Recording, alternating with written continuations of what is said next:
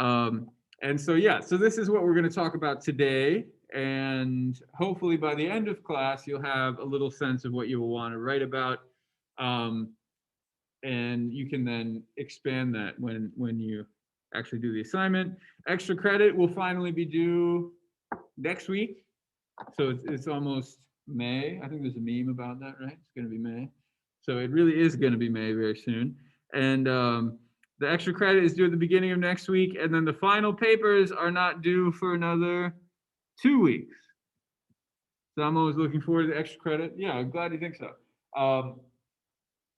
What I usually do for extra credit is I ask you guys to go out into the city, like go to the Met or something like that, or some other museum and have some sort of event. But watching a movie is about the best we can do these days. I guess I got to give you some boring thing like research the Mets website. But hopefully the movie will be fun. It sounds like Zamo's excited about it. And of course, we're at the end of the semester now, so you do have a few things you can do to improve your grade. Write a good forum post, do the extra credit, write a good final paper. So that's all that is left on the horizon now. Any questions about stuff? How's that all sound?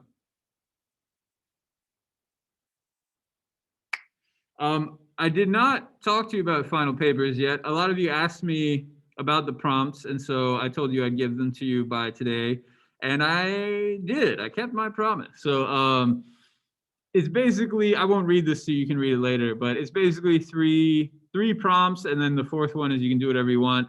The first one is talking about the Hmong perspective. So I asked you to choose a family member and tell the story from the Hmong perspective and involving the Hmong folk religion.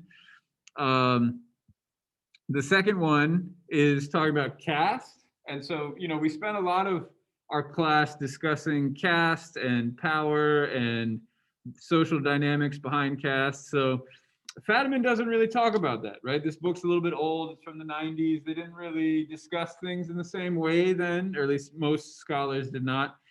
So now is our chance to sort of bring it up to speed in that regard. So if that's interesting to you, you could talk about that. And then this third one is more from the doctor's perspective. It basically is the question we discussed last time, is were the doctors justified in taking Leah and placing her in the care of Child Protective Services? And, I want you to kind of reflect on this in hindsight once we talk about the whole story of Leah Lee.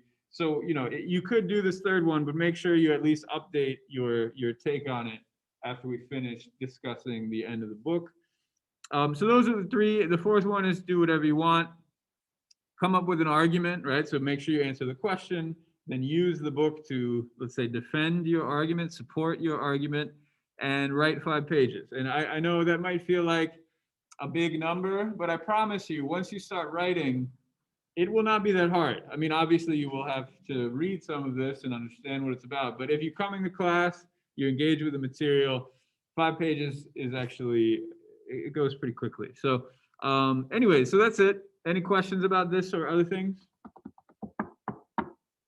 So now you know it is here. I did not email you about it yet because, again, the forum post is due tonight, so I didn't want to overwhelm you with emails and reminders and stuff. But once I grade these, then I will remind you that this is out there in the world, and then, that'll be your last thing to do. Then we'll finish the semester. So not due for a couple weeks. I think it's 2 weeks from yesterday, I think. Does that sound right? So yeah, you got some time. Questions about stuff? Okay, so anyways, in sum, short little assignment tonight, longer assignment in 2 weeks. Bada bing, bada boom. So last time we discussed the chapter on government property. We talked about how this is an important chapter. I want to say the pages were like 78 to 92 or something like that. Somehow that's burned in my memory. And it's kind of a climax, right? Again, I really admire Anne Fadiman. I think she's a great author.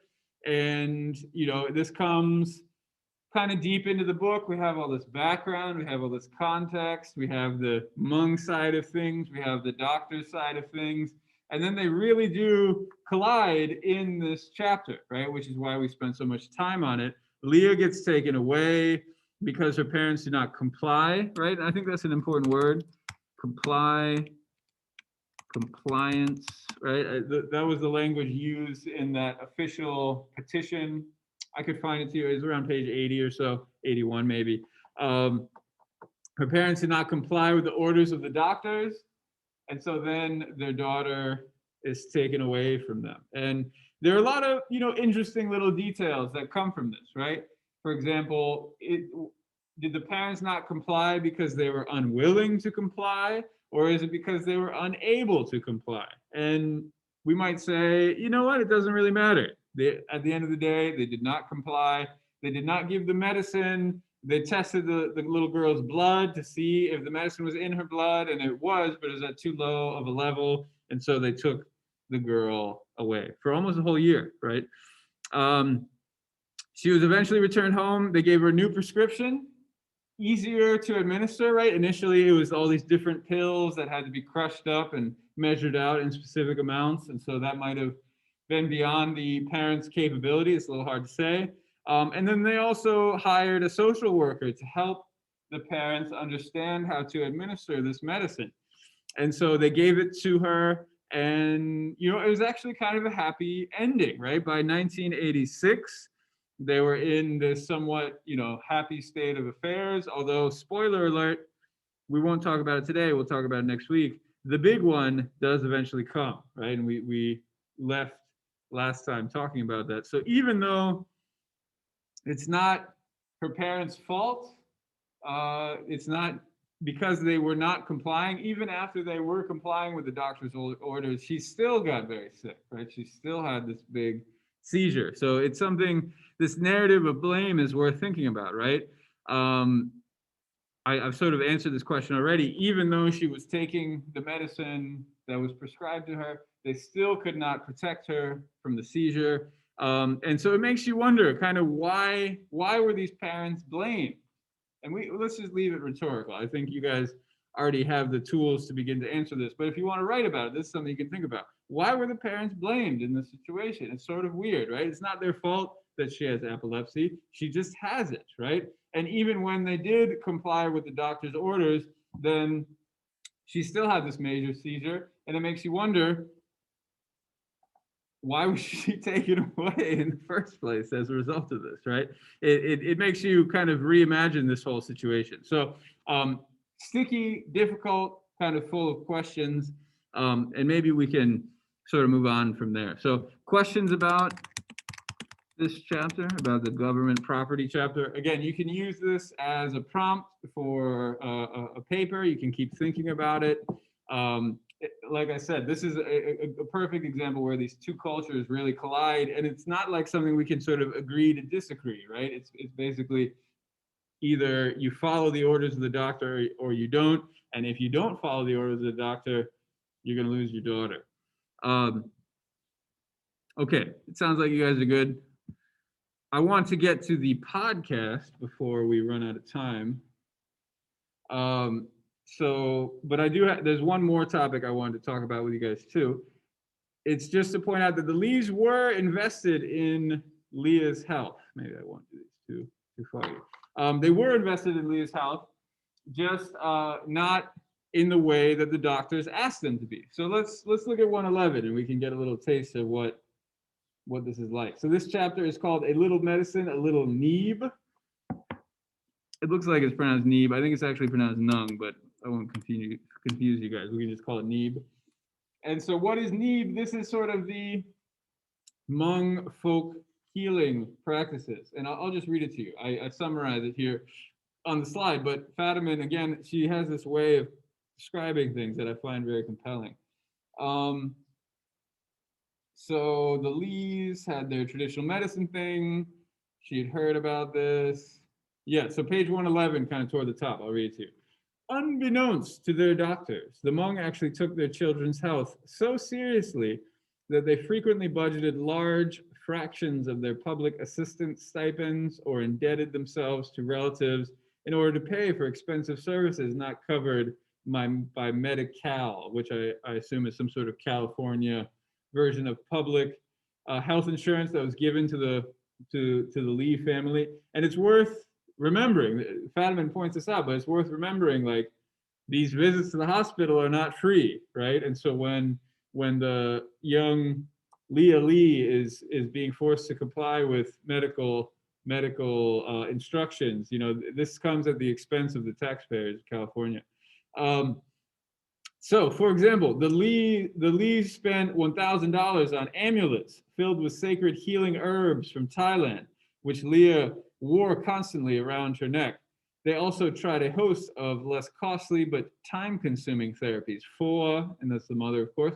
Foa inserted a silver coin that said 1936 Indochine Francois into the yolk of a boiled egg, wrapped the egg in a cloth, and rubbed Leah's body with it.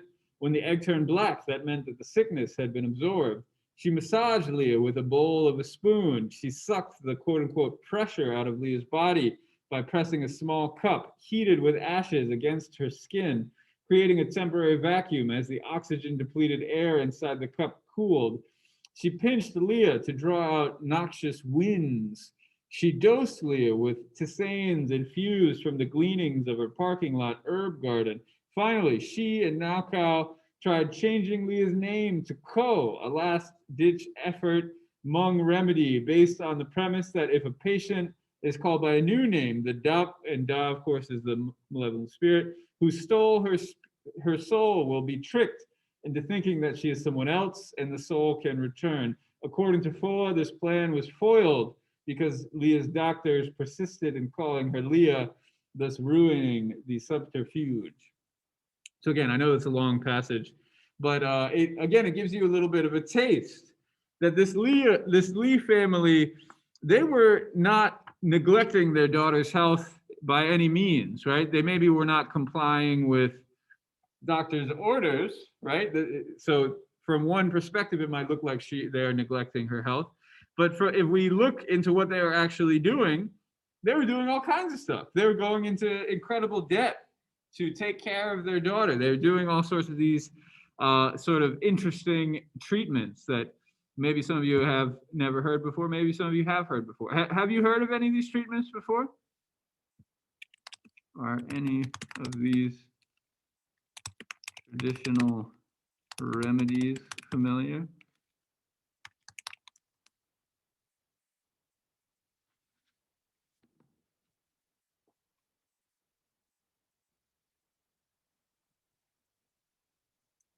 Putting a coin inside of an egg. I've never seen that before. And rubbing Leah's body with it. Massaging her with the bowl of a spoon. Sucking the pressure out of Leah's body using a small cup. Pinched Leah to draw out noxious winds. Have you guys ever heard of any of this? Cupping? Where have you heard of cupping before?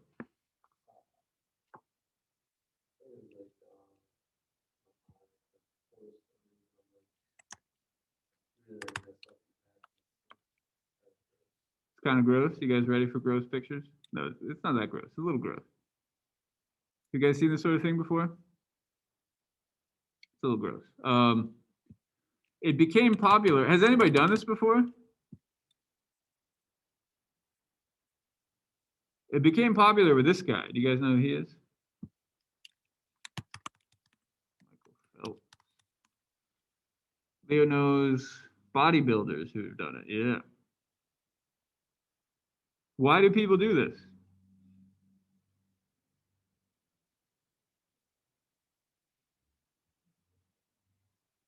So as you can see, relax the muscle. Yeah, he's got these bruises, circular bruises around his shoulder. And I'm not a therapist, so I can't give you the explanation that Michael Phelps would give. It actually really helps as someone who has had it done. So Kristen, you've done it before. Can you tell us about what it feels like? Helps to increase the blood flow through the muscles. Yeah. Yeah, and so it's interesting. It's become pretty popular. Really intense sucking feeling and pinching. this was Michael Phelps. I don't know when this precise picture took place, but he became popular. I think it was the 2008 Olympics. You guys have heard of him, right? Have you heard of him before? He's a good person to know. He won tons of gold medals at the Olympics in 2008. And I think in 2012, he took home a bunch too. He's like one of the most decorated Olympians in history, maybe the most, I think. Set a bunch of records, really very impressive guy. And yeah, just like Christian's saying, this has become popular. I'm not going to say he started the trend, but it's become popular for athletes. You can see a lot of people in the NBA, and it's a very obvious type of bruise. So you can tell when somebody has had it done before. And I think one thing that's interesting is this is an old technique. As you can see from this description in the book for today, this was page 111 that I was reading from.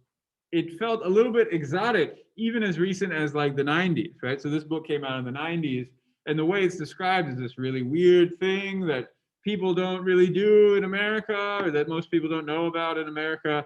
But fast forward just 10 years, and then all of a sudden people like Michael Phelps are starting to have it done, and it's become really popular. So now, 25 years after this book was published, yeah, we have a very small sample size here in this classroom, but I think for athletes in particular, it's actually a pretty common thing to do. The way it is thought about changes a little bit, which is sort of interesting, right? It's just like the way meditation has sort of shifted. Remember, we talked a lot about that previously. The way people think about this sort of practice has shifted too. This is actually, sometimes it's done, I won't show you pictures of this because it's kind of gross, but sometimes it's done to extract blood, right? Sometimes the skin is pierced, then you put the cup on and you pull the blood out. And so it's actually kind of like bloodletting, which of course people think of as like this old, antiquated technology. People don't do that anymore. But that's really what this is. And even though the blood is not actually being let out in this practice, just like Christian was saying, it's kind of a way to increase the blood flow, right? To manipulate the way that blood moves through your body. I don't think Michael Phelps would describe it this way, but the way it's described in the book we're reading for today, it's more like pulling the bad blood out, pulling the disease out, right? Which feels a little superstitious or something. But I think sports are really the place where it doesn't really matter why it works. It just, if it works, then let's use it, right? And so I don't know if there's a great sort of quote unquote scientific explanation for this, but again, it doesn't really matter. If it works, if it feels right, if you are injured and this helps you with your injury, then go for it. Actually, I went and now that I'm vaccinated, I can do all kinds of things. I got a massage. It was just like my foot and my calves and stuff, and the dude just was grinding the hell out of my calf, but it felt very good afterward. Now my calves feel great. They were a little bit injured from playing Frisbee for the first time in many months. And so it was a beautiful thing. So all of these kinds of more subtle, therapeutic things that you might get done, not at a hospital, but at a, for example, Chinese massage parlor or something like that. That is what the Lee family is doing, right? It's not covered by their insurance. Maybe now it would be, I don't know. But they were definitely invested in Leah's health. There's no question about that. It's just, how did they invest in it? Another thing they did is they took Leah to see a shaman in Minnesota, which you probably know. Minnesota is very far from California, right? Especially, I don't know where Merced is exactly. I think Merced is sort of south central, maybe near LA, a little south from LA, I think. And so to drive, and of course they did drive from Merced, California to Minnesota, took thousands and thousands of miles, many, many hours. What would that be? Like a 20-hour drive, something like that. And so they did it all just to give Leah the treatment that they thought she needed. The end result is this conversation, and it's the name of the chapter, but a little medicine and a little nung, a little neeb, right?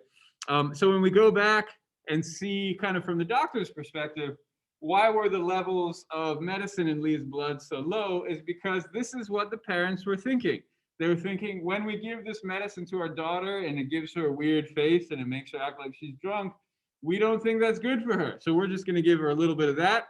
and we'll give her a little bit of this other stuff, and we'll try to take care of her in the way that we know how to take care of her.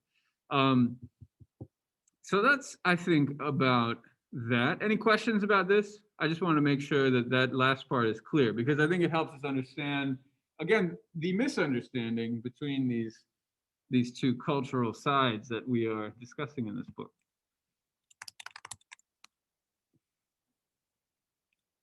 Okay, it's 2 o'clock. We've got how many minutes? 50. So that's still a lot of time. Let's keep going. So this is something I just want to remind you of. We're kind of flipping the page, so to speak. You might remember that the reason there are so many Hmong people in the United States is because of the Vietnam War, right? The Vietnam War, as it is called in Vietnam, it is the American War, which is also kind of an important perspective to think about. Why, maybe this is a good question. Why was there this war in Vietnam? What was this about?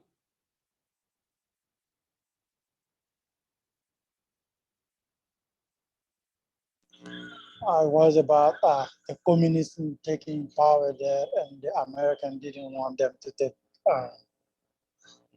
So the Russian back up the North Vietnam, and the United States was backing up the South. Mm-hmm. Yeah, exactly. So it was all about communism. Very good. Yeah, it was kind of, it began during the Red Scare. You guys know about the Red Scare, right? So that's in like the 1950s. It's after World War II. There's sort of a new situation in the world. You have Russia as this very powerful force. China, right? Here's China. China also became communist. And so Americans began to think, all right, World War II is over. The Nazis are gone.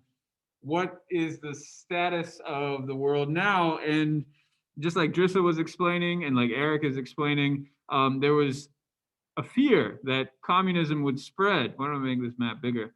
It would spread into Southeast Asia and into other parts of East Asia.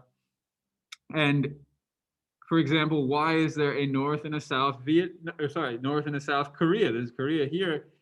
Same sort of situation, right? The North was communist. The South was supported by the Americans. And the legacy of this war that was fought in the early 50s continues today, right? And if you might look at who is the neighbor of the North Korea to further north, you guys know the answer to this? What country is this here? China. Same situation here. So who is the neighbor of Vietnam further north? China. This is not a coincidence, right? Even though these wars were fought in Korea and Vietnam, it basically was a proxy war for China and America. And as we see tensions between China and America grow and strain, even under the Biden administration, they were totally strained under the Trump administration with the trade war, and they're not getting much better right now. We can understand why, right? These are very old difficulties that go back to the 50s, right? And conflicts between America and China, even though they were not direct, they were happening in Vietnam and they were happening in Korea. I know I'm simplifying things. I don't know if historians of the Vietnam War would agree with me on that take, but I think it's relatively factual that there was at the very least initial support, even though I think North Vietnam and Chinese relations kind of soured toward the end of the war. So what are the Hmong doing here? What was their role in the war? Well, here they were in Laos, and technically there was not supposed to be a war in Laos, but maybe you've heard of the Ho Chi Minh Trail. Have you ever heard of this before? You guys know who Ho Chi Minh is? Did I spell his name right? I think I did. Ho Chi Minh City is a major city in the southern part of Vietnam. Who's Ho Chi Minh?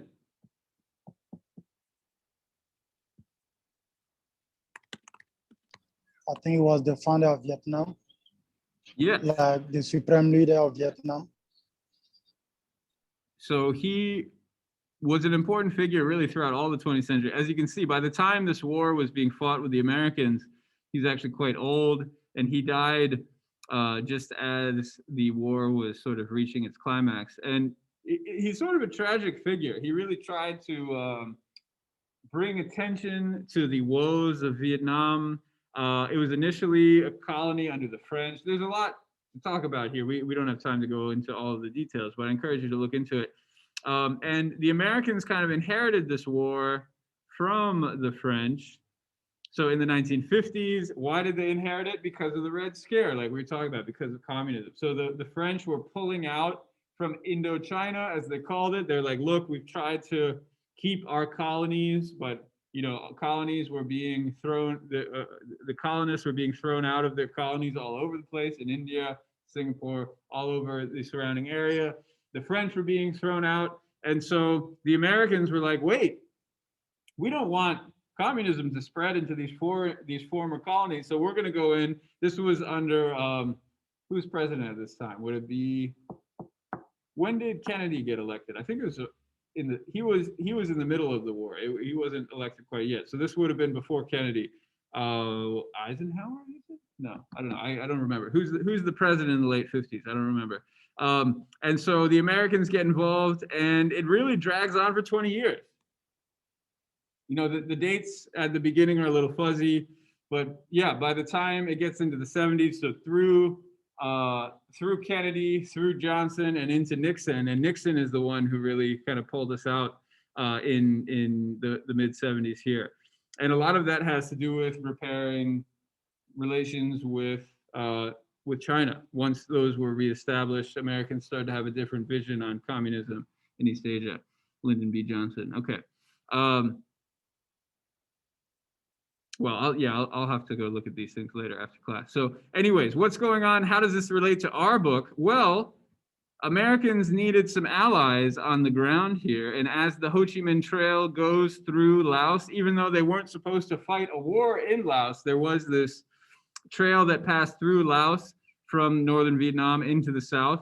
And Americans bombed the hell out of it. They didn't want to go fight directly, but they found allies in northern Laos, the Hmong.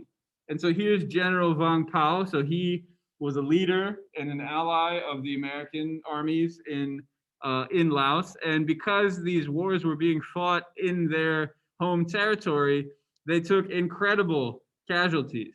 Hmong soldiers died at a rate about 10 times as high as that of American soldiers in Vietnam. I'll let that sink in for a second. 10 times. For every one American that died, 10 Hmong were dying.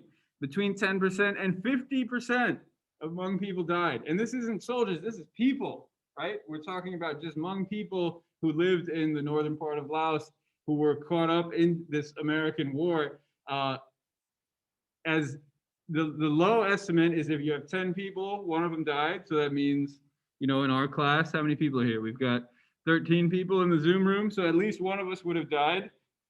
Or the high estimate is 1 out of every 2 people. There are 2 of us in this room, right? So that means one of us would have died. Really horrible stuff. Lots and lots of Hmong people are dying. And this one is even more crazy. An average of 1 bombing sortie. Is that how you pronounce the word? I think it's sortie. I don't know. Every 8 minutes. So 1 bombing raid every 8 minutes. Again, unbelievable. And the reason for this is there was this jungle trail, the Ho Chi Minh Trail. Americans didn't want to go into the trail because they would be ambushed. And so they just bombed the crap out of it. They're like, oh, are those people down there? It doesn't matter. Let's bomb them. And of course, they were probably bombing Hmong people. I don't know. I can't confirm or deny that statement, but it wouldn't surprise me if they're dropping bombs every 8 minutes. What? Right? Every 8 minutes for 9 years. So this is, I believe it's the largest quantity of bombs dropped anywhere, anytime in human history, right? An incredible amount of bombing was happening on this Ho Chi Minh Trail that was going through North Laos. If you want to, a lot of this information I'm providing is coming from Ken Burns. You guys know him? Ken Burns' documentary on Vietnam. It's like pretty long. I don't know. It's like 10 episodes, an hour or 2 each. So it's an investment, but it's worth it. It's really excellent. So anyways, really, and again, these quotes are coming from Fatima. So, you know, she she did the reporting on all of this. I think it's pretty reliable. And Henry Kissinger, you guys know who he is? He's an important person to know. Does that ring a bell?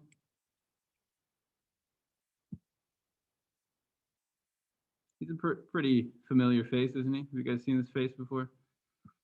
So he was the Secretary of State for Nixon, right? U.S. Secretary of State. Very smart guy. I think Harvard professor, or let's just say an educated statesman, right? Kind of a practical pragmatist. He would just read the situation and make the right move most of the time. So Kissinger was reflecting on this time in his life and our relationship, American relationship with Laos. And so he's thinking about the prime minister of Laos's request for help at the end of the war. And he says, I cannot even today recall Savannah Palma, so this prime minister of Laos, wistful plea without a pang of shame. So even this kind of cold, calculating, pragmatic Secretary of State, he feels shameful about the American treatment of Laos. And he doesn't go into the Hmong specifically, but of our involvement in Laos, which we weren't even supposed to be in the first place. So when Americans pull out in 1975, they're basically like, okay, bye-bye, and gave no further support to any of the Hmong people there. And of course, when the Pathet Lao came in, which were the communist armies, the enemies of the Hmong, the enemies of the Americans, they did not treat the Hmong very nicely after that in the late 70s. So that kind of gives you a little background on why are the Lee family in America in the first place, which I think is important to recognize, is they weren't going there because America is the land of opportunity. They were going there because their lives were in danger from American enemies for their involvement in an American war. And again, Henry Kissinger feels ashamed of the way in which we left that war. And I encourage you to look for this. How well are we going to treat our former allies in Afghanistan as we steadily pull out toward the end of this year? Are we going to do the same thing? Probably, right? Probably. We're not going to bring all of our allies to America, right? That's sort of against American policy. So what do? Just say goodbye and best wishes. Hope the Taliban doesn't kill you. So as we think about how did the Hmong get here and what is it like to be a Hmong person in America, there's sort of a goofy movie about this. I don't love this movie, but it's one cultural point. Has anybody seen this? Gran Torino? Clint Eastwood. Yeah, exactly. Let me optimize the sound and pause the recorder again. Maybe I'll start with this one. What is yellow rain?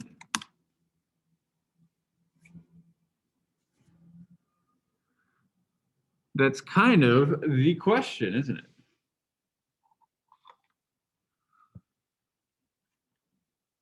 Poison. Yeah, kind of. Maybe we can begin with Uncle Angyang.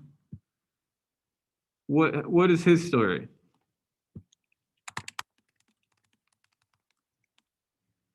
The answer is up there. I think Joseph might mean up in the sky. I don't know. Up where, Joseph? Where is the answer? Substances from bees that raise suspicion of chemical weaponry. No, what I mean, I wrote the answers, but I think if you scroll down, you can read it. Oh, actually, I don't get to see your chat boxes. So. Oh.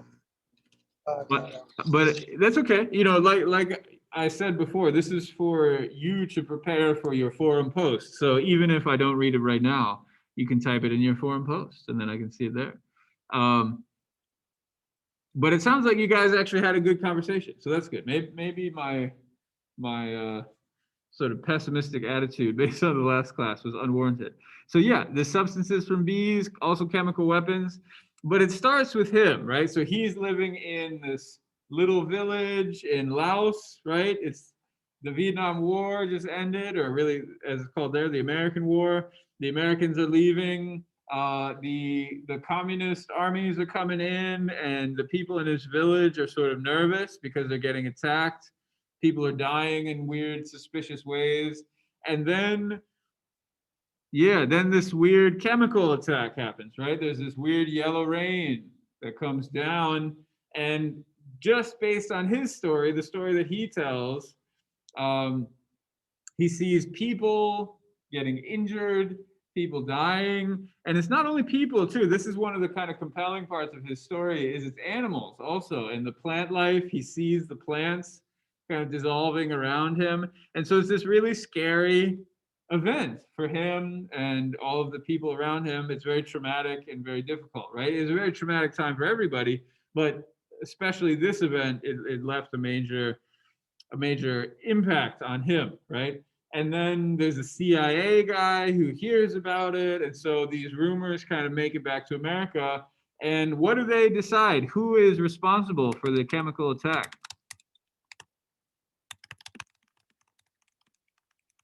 I think they said it was Russian, but the Russians say it wasn't them, and they said it is from the honeybees. So they Yeah. have to go and interrogate the Hmong people who has good knowledge of the bees. Mm-hmm. But when they say it wasn't the bees, people wouldn't believe them because, like, they always think about spirits, so people won't believe them. Mm-hmm. Exactly. Yeah. So just like Drissa was saying, they blame it on the Russians, the USSR, and then the scientists say it's the bees. And so one thing that's important to keep in mind is this was the Cold War, right? Do you guys know about the Cold War? So the Cold War ended in 1989, is that right? I think. Let's look it up. I don't want to give you the wrong information. Cold War. Oh, this is 91. Okay, my bad. 1991. Yeah, it was around that time. The Berlin Wall fell in 89, right? Let's look that up. I think that's what I'm thinking of. Berlin Wall. Yeah, that's 1989. Okay. So Berlin Wall falls, and let's be honest, that's really kind of the beginning of the end for the Eastern Bloc, even though yeah, so around 1990, around that time, things start to fall apart. And so what is the Cold War? It's when the world is really split into two groups, right? Maybe you guys know this word third world country. Have you heard that word before?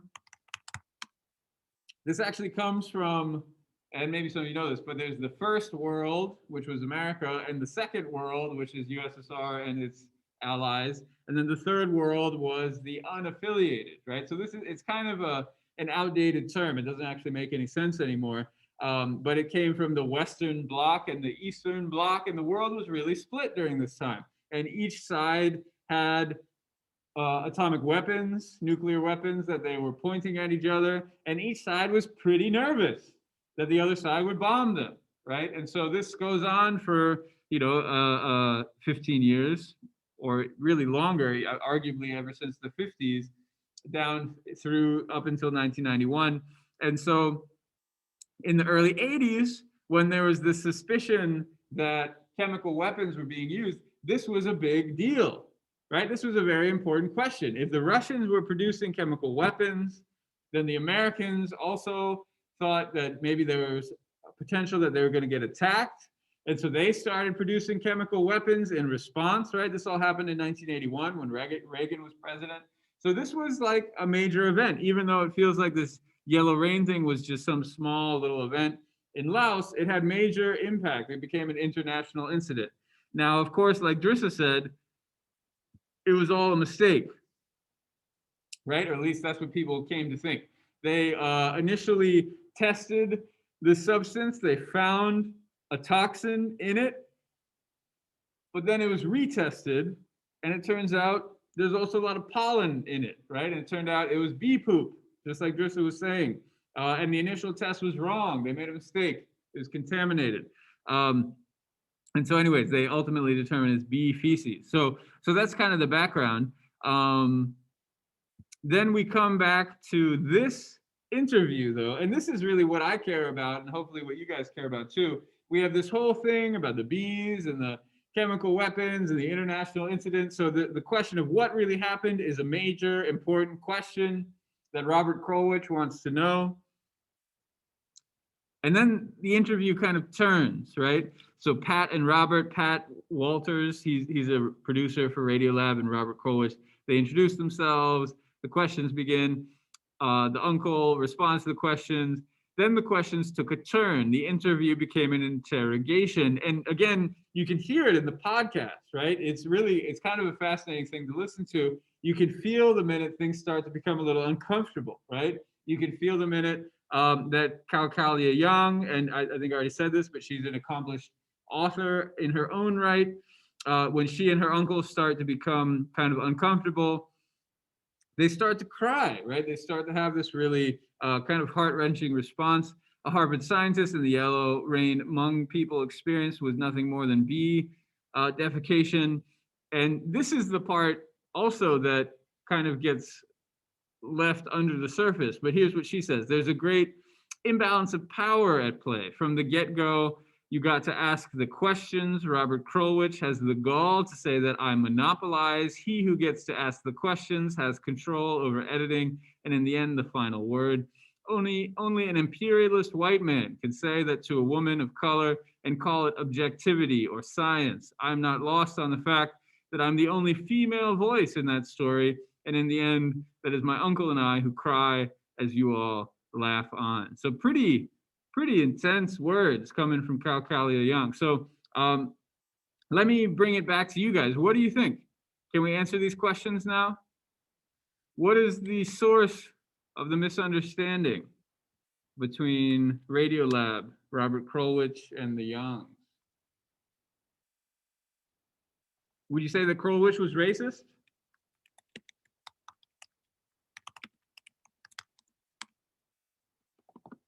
Because we've talked about this word, right? This is something we've thought about quite a bit.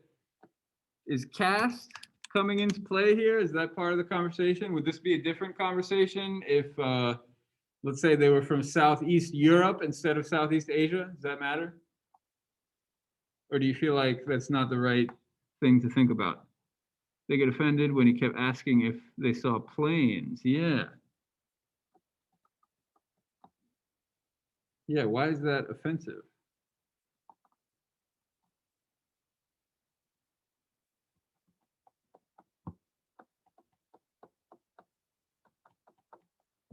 What is the source of misunderstanding? We had a nice conversation in our group in here. Even though in his defense, he had to try to see both sides to determine the story's logic. I feel like Eric's, oh yeah, maybe together with the first one. Yeah, so I think I understand what Eric's saying. So again, this is the late 70s. The war had just ended. These Hmong villages are being attacked. Planes were coming. They were dropping bombs. People were getting shot. These are all were things that were happening. But what Robert Krulwich wanted to know, he said, okay, when the plane comes, does it drop the yellow rain? And Uncle Yang is basically like, dude, that's not the right question, right? The plane comes, the yellow rain falls. I don't know if it came from the plane or not. People are dying, man, right? And this question, is it the bees? Is it the chemicals? Is it the bomb? What exactly is killing people? It feels like the wrong question to ask, right? And again, when we kind of zoom out and think about it, it's like this man, from this man's perspective, the source of the death, obviously it's an important question, but the death, that's what matters, right? People were dying all around him. And like I mentioned earlier, he saw animals die, he saw plants die, which is kind of an interesting detail, right? I feel like that's harder to explain if there weren't some sort of weird, something weird happening in terms of chemical warfare. It's harder to explain those details. Did he imagine those? Did he make them up? Maybe, but it kind of doesn't matter, right? At this point, this is how he remembers it. This is how he experienced that event. And to totally disregard those experiences feels, what to say, cold? Maybe that's one way to put it, right? Isn't that cold? And again, we can understand why. That's what we talked about in our group, is like they're just looking for different things, right? Robert Krulwich, he wants to find the truth. Why does he want to find the truth? Because it was this whole international incident. We can understand why. But at the same time, to only look for one truth when this man's, we could say, experiential truth is also something that needs recognition, feels it feels what to say, insensitive. It feels uncaring, right? It feels like this man and his experiences were being disregarded. And so we could sort of leave it there, but I want to think, how do we resolve these misunderstandings, right? We have two stories now. How can we put them together? And we have 4 minutes. Where did the time go? So let me show you this video. The link is in the slides. If you want to watch the whole thing, you're welcome to. I'm going to pause and I'll resume recording. He basically says, okay, we end up with these two stories. Then what do we do? Should we just sit with the two stories? But that's sort of frustrating, right? Because you want to put those stories in conversation with each other. And so that's kind of what your assignment is for tonight, is how do you do that? And I'll leave it up to you, right? It's a very open question. It's a very difficult question. How do you reconcile these two stories? It ties in with this idea of double vision. Remember double vision? We talked about it a long time ago. It ties in with this book too, right? So that's something you can also connect it to, is we have these two truths, right? These two different ways of thinking about truth and thinking about stories. And what this is encouraging us to do is to tell both of them. So, all right, we're out of time. Any questions before we call it a day? Questions about the assignment, questions about other things?